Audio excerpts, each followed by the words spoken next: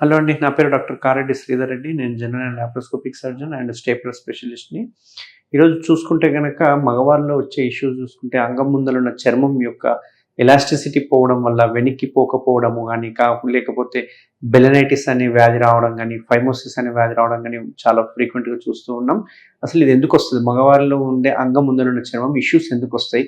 ఎప్పుడు స్టార్ట్ అయితాయని వాళ్ళు తెలుసుకుందాం. అంగం యొక్క ముందలున్న చర్మం ఏదైతే ఉందో దాన్ని మనం ఫోర్ స్కిన్ అని, ప్రెప్యూజియల్ స్కిన్ అని అంటూ ఉంటాం.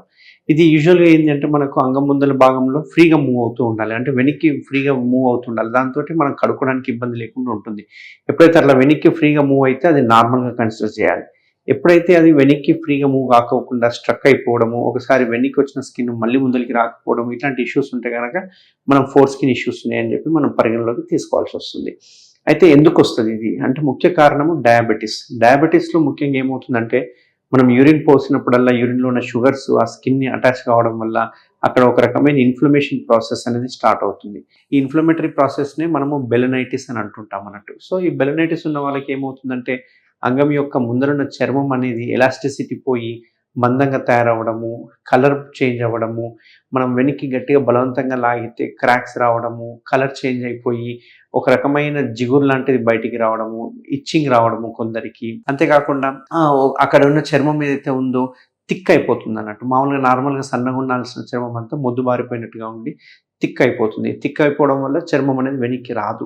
అంతవరకు ఫ్రీక్వెంట్‌గా మంచిగా వెనక్కొచ్చే చర్మం సడెన్‌గా షుగర్ అటాక్ కావడం వల్ల, లేకపోతే షుగర్ లెవెల్స్ ఇంబాలెన్స్ కావడం వల్ల అక్కడున్న చర్మం అనేది వెనక్కి రాదన్నట్టు. మనం ఇది ఓవర్ ఏ పీరియడ్ ఆఫ్ 2-3 డేస్‌లోనే ఈ చేంజెస్ గమనించొచ్చు. ఇట్లాంటి చేంజెస్‌ని మనం బెలనైటిస్ అంటున్నాం. ఇది ఒక ఇన్‌ఫ్లమేటరీ ప్రాసెస్. ఇది ఒక ఇన్ఫెక్షన్ కాదు. ఇన్ఫెక్షన్ అంటే ఏదో బాక్టీరియానో, వైరస్ వలనో వస్తుంది. బట్ ఇది ఒక రకమైన ఇన్‌ఫ్లమేటరీ ప్రాసెస్ అన్నట్టు. ఇన్‌ఫ్లమేటరీ ప్రాసెస్ వల్ల మనకి ఈ రకంగా చర్మం అనేది ఎలాస్టిసిటీ పోతుంది. ఈ ఎలాస్టిసిటీ పోవడం వల్ల అక్కడున్న చర్మం వెనక్కి రాదు. వెనక్కి రాకపోవడం వల్ల మనకు శుభ్రం చేసుకోవడానికి ఇబ్బందిగా ఉంటుంది. కలిసినప్పుడు ఇంటర్‌కోర్స్ చేసినప్పుడు విపరీతమైన పెయిన్ రావడము, మనం శుభ్రం చేసుకోవడానికి కొంచెం వెనక్కి అనడానికి ఎక్కువ ప్రయత్నం చేస్తే అవి క్రాక్స్ ఫార్మ్ కావడము, అక్కడ జిగురు లాంటిది లోపలుండే తెల్లటి స్మెగ్మా అంటుంటాం కదా! అంటే మనకి చర్మం మీద ఎలా అయితే చెమట వస్తుందో అక్కడ కూడా ఆ ఏరియాలో స్లఫ్ అనేది ఫార్మ్ అయితూ ఉంటుంది. ఈ స్లఫ్ ఒక తెల్లటి జిగురులాగా ఉంటుంది. ఇది ఒక పలకల్లాగా కూడా ఉంటుంది. ఇట్లాంటిది మనం ప్రతిరోజు శుభ్రం చేసుకోకపోతే అది అక్కడే పేరుకుపోయి అక్కడ ఒక రకమైన జిగురులాగా తయారయ్యి, ఆ జిగురు లాంటిది బయటికి రావడము, అక్కడ అదే జిగురు అట్లే కంటిన్యూయస్‌గా ఉండడం వల్ల ఆ ఏరియాలో ఒక రకమైన స్మెల్ రావడం, ఫౌల్ స్మెల్ రావడము, ఆ ఏరియాలో అది అట్టల గట్టిగా పలకల్లాగా మారిపోవడము, ఇట్లాంటివి జరుగుతుంటుంది. అంతేకాకుండా చర్మము ఒక్కోసారి లోపలుండే భాగానికి అతుక్కపోవడం కూడా జరుగుతుంది. ఇట్లా అతుక్కపోయి ఆ డిసీజ్ కూడా లోపల భాగానికి ఏదైతే గ్లాండ్స్ అంటామో, ఆ గ్లాండ్స్‌కి కూడా అటాచ్ అవుతూ ఉంటుంది. దీన్నే మనము బెలనోపాస్థైటిస్ అంటుంటాం. సో, ఇవన్నీ బెలనైటిస్ మనము వదిలేసేస్తే బెలనోపాస్థైటిస్ కావడము, బెలనోపాస్థైటిస్ కాస్త బీఎక్స్ఓగా మారిపోవడం, ఇవన్నీ ఇన్‌ఫ్లమేటరీ ప్రాసెస్. దీనికంతా మూల కారణం ఏంటి అని చూసుకుంటే గనక డయాబెటిస్. ముఖ్య కారణం డయాబెటిస్. సో, ఇట్లాంటి వారికి ఏం చేయాలి? ఎటువంటి చికిత్సలు అవైలబుల్ ఉన్నాయి? దీన్ని మందులతో ఏమన్నా మనము తగ్గించొచ్చా అని చాలామంది అడుగుతుంటారు. ఇది మందులతో తగ్గుతుంది. కానీ రికరెంట్ వస్తుంటుంది. అంటే ఇది ఒక షుగర్ వలన వస్తుంది కాబట్టి షుగర్ మన బాడీలో ఉన్నన్ని రోజులు, మనకి షుగర్ వల్ల బాధపడుతున్నన్ని రోజులు, డయాబెటిస్ ఉన్నన్ని రోజులు ఇది మళ్ళీ ఫ్రీక్వెంట్‌గా రికరెంట్ వస్తూ ఉంటుంది. ఫస్ట్ అటెంప్ట్‌కి కూడా మందులు ఇయడం వల్ల తగ్గుతుంది. మళ్ళీ ఇమ్మీడియేట్‌గా వారం రోజులు మందుల ఎఫెక్ట్ తగ్గంగానే మళ్ళీ స్టార్ట్ అవుతుంది. సో, దీనికి పర్మనెంట్ క్యూర్ ఏంటి అనేది మనం ఆలోచించుకోవాలి. మందులతో వాడడం వల్ల ఏమవుతుందంటే అవి సైడ్ ఎఫెక్ట్స్ ఉంటాయి. యాంటీ ఫంగల్స్ ఇస్తుంటాము. యాంటీ ఫంగల్స్ ఇయడం వల్ల సైడ్ ఎఫెక్ట్స్ కూడా వస్తుంటాయన్నట్టు.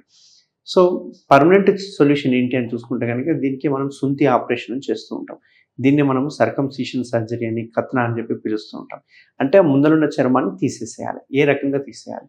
ఇంతకుముందు పాత పద్ధతి చూసుకుంటే గనక ఓపెన్ సర్కంసిషన్ సర్జరీ అని అంటే ఓపెన్ మెథడ్ బ్లేడ్‌తో కట్ చేసి అక్కడున్న భాగాన్ని కుట్లేయడం జరుగుతుంటుంది.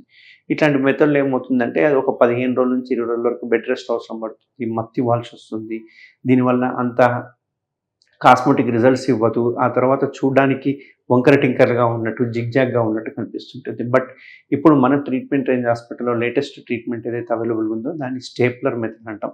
ఈ స్టేప్లర్ మెథడ్‌లో ఏమవుతుందంటే ఆ పిన్స్ వలన అంటే ఎటువంటి కోత కుట్లు లేకుండా మనం కట్ చేసిన వెంటనే అక్కడ పిన్స్ అనేవి పడిపోతాయి అన్నట్టు. ఇది ఒక స్టేప్లర్ అనేది ఉంటుంది. ఆ స్టేప్లర్ అనేది డిస్పోజబుల్ మిషన్ అన్నట్టు.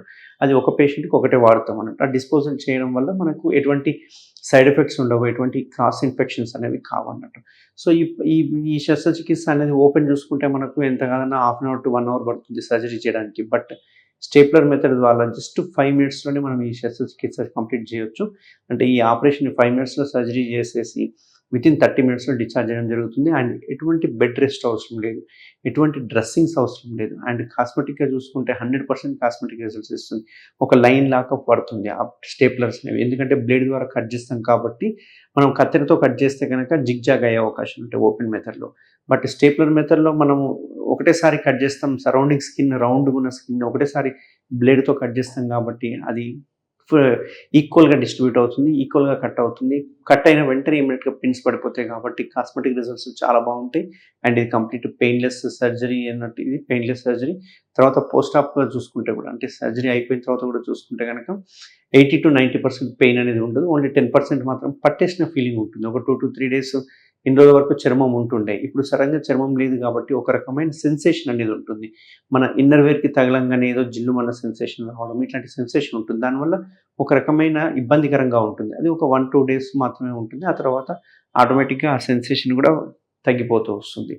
దీనికి మనం చేయాల్సిన వల్ల ఏంటి అంటే మూడే మూడు. ఒకటి, ఎటువంటి పరిస్థితుల్లో అంగస్తంభనం కాకుండా చూసుకోవాలి, ఎరెక్షన్స్ అవ్వకుండా చూసుకోవాలి. ఎర్లీ మార్నింగ్ మనకు తెలియకుండా ఎరెక్షన్స్ అవుతుంటాయి. అట్లాంటి ఎరెక్షన్స్ తగ్గించుకోవడానికి లేవడము, ఎర్లీ మార్నింగ్ లేసి అటు ఇటు అలారం పెట్టుకొని 3-4 o'clock లేసి అటు ఇటు తిరగడం వల్ల మనకి ఎరెక్షన్స్ తగ్గిపోతుంటాయి. అండ్ మెయిన్ పాటించాల్సిన ఇంకొకటి ఏంటి అంటే ఎటువంటి పరిస్థితుల్లో ఇంటర్కోర్స్ చేయకూడదు, కలవద్దు. అట్లీస్ట్ 1 month వరకు గ్యాప్ ఇవ్వాలి.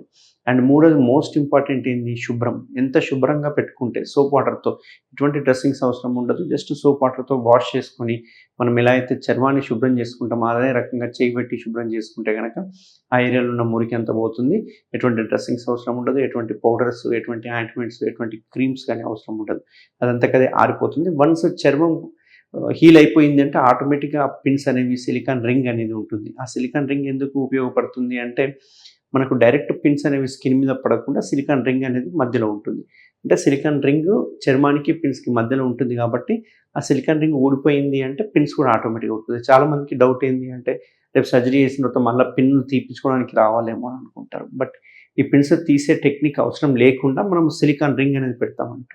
సో ఆ సిలికాన్ రింగ్ ఒక్కసారి ఊడిపోయిందంటే ఆటోమేటిక్గా పిన్స్ అన్ని ఊడిపోతాయి. ఇది చూసుకుంటే కనుక మంచిగా శుభ్రం పెట్టుకుంటే 8 to 10 daysలో ఊడిపోతుంది. కొంచెం భయపడి డయాబెటీస్ వలనో లేకపోతే ఇంకేదైనా ఇతర కారణాల వల్ల ఇమ్యూనిటీ తక్కువ ఉండడం వల్ల చూసుకుంటే కనుక 12 నుంచి 13 రోజుల్లో మనకు ఆ పిన్స్ అనేవి ఊడిపోవడం జరుగుతుంది. వన్స్ పిన్స్ ఊడిపోయినాయి అంటే ఎటువంటి ప్రాబ్లం ఉండదు, అంత ఫ్రీ అయిపోయినట్టుగా ఉంటుంది. సో ఎవరికైనా కనుక ఈ బెలనైటిస్, బెలినోపాస్థైటిస్ ఉంటే ఇంతకుముందు లాగా భయపడాల్సిన అవసరం లేదు.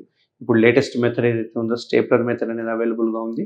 మన ట్రీట్మెంట్ రేంజ్ హాస్పిటల్లో KSR స్టేప్లర్స్ అనేవి అవైలబుల్గా ఉన్నాయి. ఇవి డిస్పోజబుల్ స్టేప్లర్స్, ఇవి మన ఓన్ స్టేప్లర్స్ కాబట్టి మనం దీనికి తగ్గట్టుగా తయారు చేసుకున్నాము. పేషెంట్కి అనుగుణంగా తయారు చేసుకున్న స్టేప్లర్స్. ఇందులో కూడా సైజెస్ ఉంటాయి కాబట్టి ఎవరికి ఏ సైజు కావాలంటే ఆ సైజు మనం చూస్ చేసుకొని దానికి ఒక మెజరింగ్ స్కేల్ ఉంటుంది, స్కేల్ ద్వారా మెజరింగ్ చేసుకొని మనం సర్జరీ చేయొచ్చు అన్నట్టు. సో ఇది just 5 minutes procedure, within half an అవర్లో డిశ్చార్జ్ చేయొచ్చు కాబట్టి ఎటువంటి భయపడాల్సిన అవసరం లేదు. ఎవరికైనా ఈ బెలినైటిస్ కానీ, బెలినోపాస్థైటిస్ కానీ, BXO కానీ ఇట్లాంటివి ఉంటే కనుక తప్పకుండా ట్రీట్మెంట్ రేంజ్ హాస్పిటల్లో కన్సల్ట్ అవ్వండి. మనం స్టేపర్తో సర్కంసిషన్ సర్జరీ చేసుకోవచ్చు. Thank you very much. Thank you Sridhar Reddy sir. Thank you doctor Sridhar Reddy sir. Thank you Sridhar Reddy sir. Thank you Sridhar Reddy sir. Thank you Sridhar Reddy sir. Thank you Sridhar Reddy sir. Thank you Sridhar Reddy sir. Thank you Sridhar Reddy sir. Thank you Sridhar Reddy sir. Thank you Sridhar Reddy sir.